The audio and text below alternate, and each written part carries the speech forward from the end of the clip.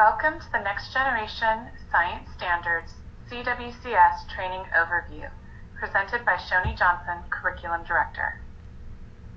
Humans, for the most part, don't have a clue. They don't want one or need one either. They're happy. They think they have a good bead on things. Well, why the big secret? People are smart. They can handle it. A person is smart.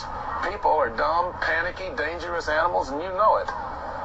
1,500 years ago, everybody knew the Earth was the center of the universe. 500 years ago, everybody knew the Earth was flat. And 15 minutes ago, you knew that people were alone on this planet.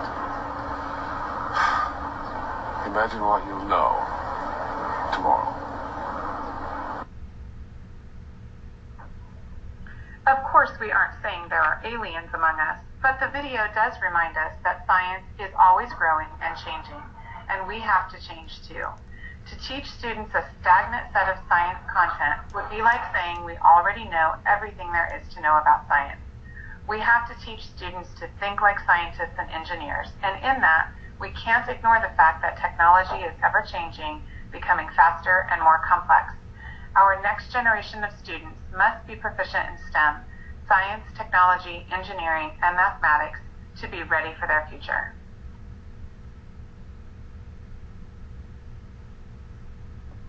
A recent study done by Georgetown University Center on Education and the Workforce shows that the demand for science, technology, engineering, and mathematics, also known as STEM, workforce is projected to grow dramatically by the time many of our students graduate from high school. The demand for STEM jobs in 2008 in California alone was just over 894,000 and estimated to increase by 19% by the year 2018. California is currently ranked highest in the U.S. for needing STEM workforce. It is estimated that the need for STEM workforce will be over 8 million in the U.S. by 2018.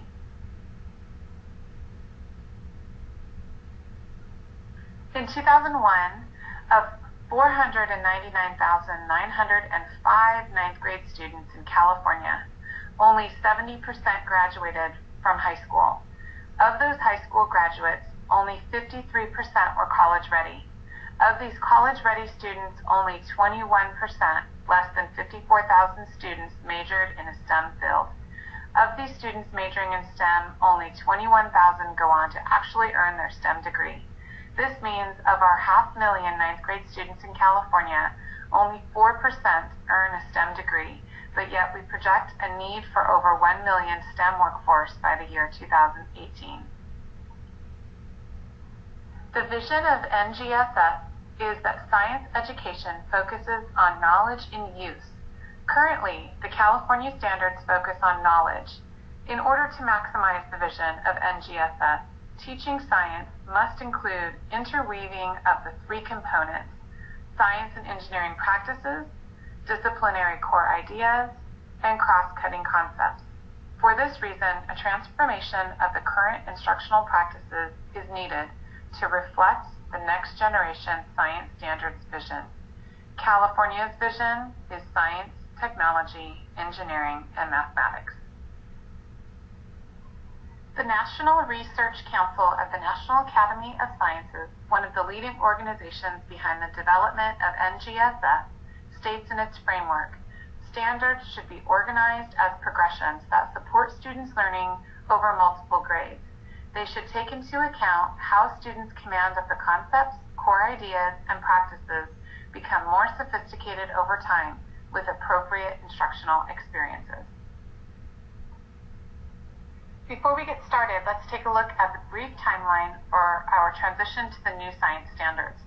In April 2013, the Next Generation Science Standards were released, and they were adopted by the state of California the following November, with 3 phases of implementation: awareness from 2013 through 2015, transition from 2015 to 2016, and full implementation of the standards by 2016-17.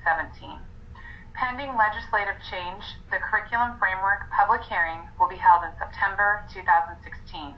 It is estimated that the curriculum adoptions will not be until August of 2018, and the proposed new science assessments will be 2018-2019 school year. Based on the information provided to the State Board of Education at the November 2014 meeting, it is anticipated that the science CSTs will be administered in grades 5, 8, and 10 until the spring of 2017. Here are some acronyms you will hear throughout this training, as well as acronyms you need to know to read and understand the next generation science standards. Please take a moment to pause the video and read through these acronyms. Throughout this training, we will be talking about the shifts from the old standards to the new standards. The two main shifts are content and pedagogy. The new assessments will be skill-based versus the current content knowledge-based assessments that we see now. Students will need to be able to develop conceptual models and plan investigations to be successful in the next generation science standards. Here's an example of what a summative assessment might look like for our students taking the state assessment. As you can see, it looks very different from what our students are used to seeing on the CST multiple choice assessments. Students will be asked to draw models and explain the science.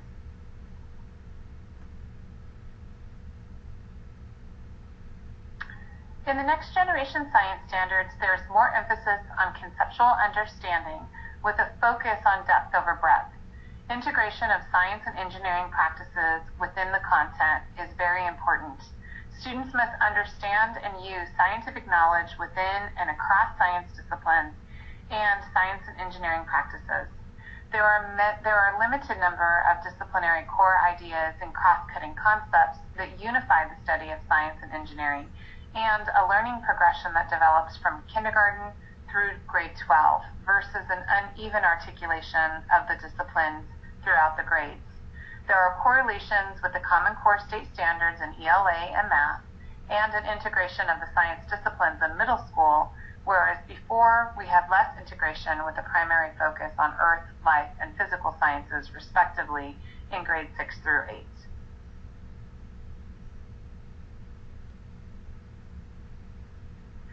It is said that the next generation science standards are based on a three-dimensional framework: practices, content, and cross-cutting concepts. Dimension 1 is the scientific and engineering practices. These are the practices that all students should use and master beginning in kindergarten and increase in depth and progression throughout grade 12. There are 8 practices that span all 13 grade levels.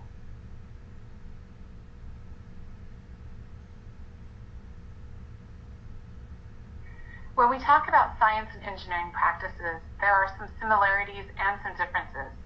Science practices focus on inquiry or asking a question.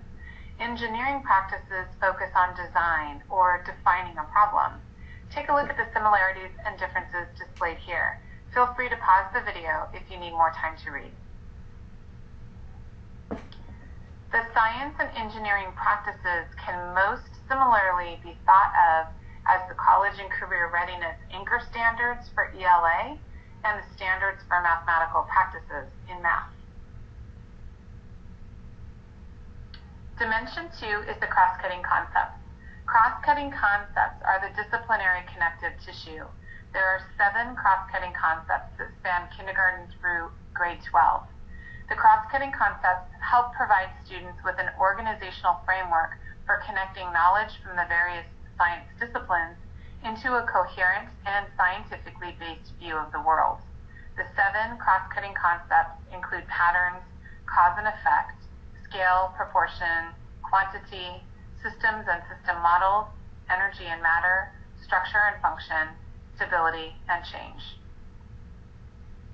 The guiding principles of the cross-cutting concepts help students better understand the core ideas in science and engineering and help better understand the science and engineering practices.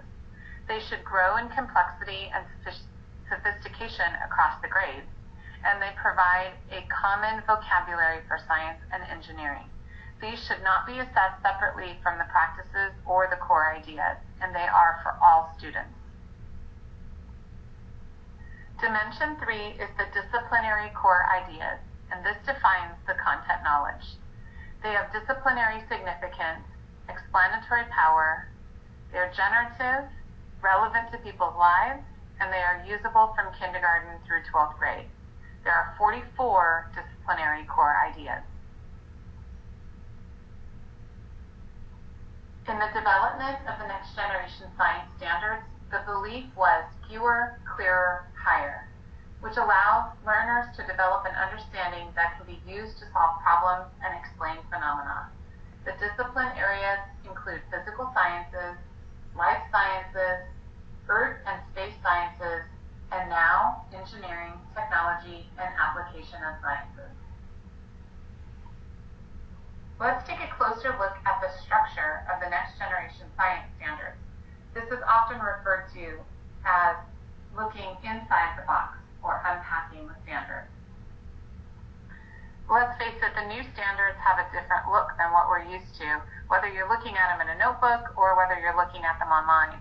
When you first look at the standards, you might feel they're cumbersome to understand where to even begin. Let's take a closer look so you know how to read the next generation science standards to know what's expected of your students. The top box includes the title and the performance expectations for the student. The title of a set of performance expectations is not necessarily unique and may be reused at several different grade levels. Each performance expectation is a statement that combines practices, core ideas, and cross-cutting concepts together to describe how students can show what they have learned. Remember, you can't separate out the three dimensions of the standards and assess them separately. This box also often contains a clarification statement and an assessment boundary, which is basically just a statement that provides guidance about the scope of performance expectation. Then on the left, you will find the grade level or grade span, the concentration area or discipline, which would either be ETS, PS, LS, or ESS, and the core idea. This entire box represents what is assessed. This is not what the students know, it's what the students can do.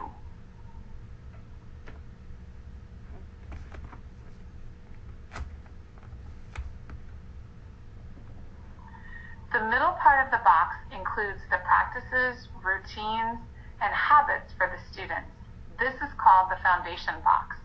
In the blue column, you will find the scientific and engineering practices, abbreviated SEP. These are the activities that scientists and engineers engage in to either understand the world or to solve a problem. These are the habits, and there are a total of 8 scientific and engineering practices that span grades K through 12. The second orange column, you will find the disciplinary core ideas, DCI. These are the concepts in science and engineering that have broad importance within and across the disciplines, as well as relevance in people's lives. This is the content. There are a total of 44 disciplinary core ideas. In the last green column, you will find the cross-cutting concepts, which are the ideas such as patterns and cause and effect, which are not specific to any one discipline, but cut across all of them. There are a total of 7 cross-cutting concepts that span grades K-12. Together, these 3 areas make up the 3 dimensions of the standards.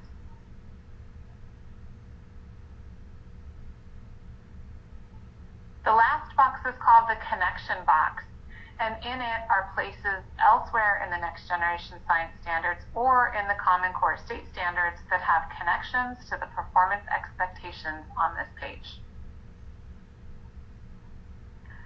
So what is the value of weaving the 3 dimensions of the framework together? These 3 dimensions, when used together, strengthen and lengthen scientific thinking and develop flexible scientific thinking that helps students make better connections within the science practices and skills. It is important to remember that the Common Core standards are content standards for math and English language arts. As part of the Common Core English language arts standards, writing and literacy standards for science were included, but these are not the same as the next generation content standards. This Venn diagram shows the interconnectedness to all of the new standards. A copy of this diagram can be printed from the nsta.org website. I'm sure you've already been able to see big changes in the way we currently teach science with the direction we will be moving. The biggest shifts include how content is organized around a limited number of core ideas, which favors depth and coherence over breadth of coverage. The core ideas are revisited in increasing depth and sophistication each year, constantly delving deeper and deeper in understanding. Teachers will help provide students the careful construction of a storyline, helping learners build sophisticated ideas from simpler explanations using evidence and helping them make connections between scientific disciplines using powerful ideas, nature of matter, and energy across all of the disciplines. Performance expectations should bring together scientific ideas, core ideas, cross-cutting ideas, with scientific and engineering practices. You cannot isolate any of the three dimensions. Curriculum materials need to do more than present and assess content. They need to involve learners in practices that develop, use, and refine the scientific ideas. We are making the next generation of scientists and engineers. For those of you interested in learning more about the 8 science and engineering practices, the 7 cross-cutting concepts, and the 44 disciplinary core ideas, search for Paul Anderson's Next Generation Science Standards Professional Development videos on YouTube.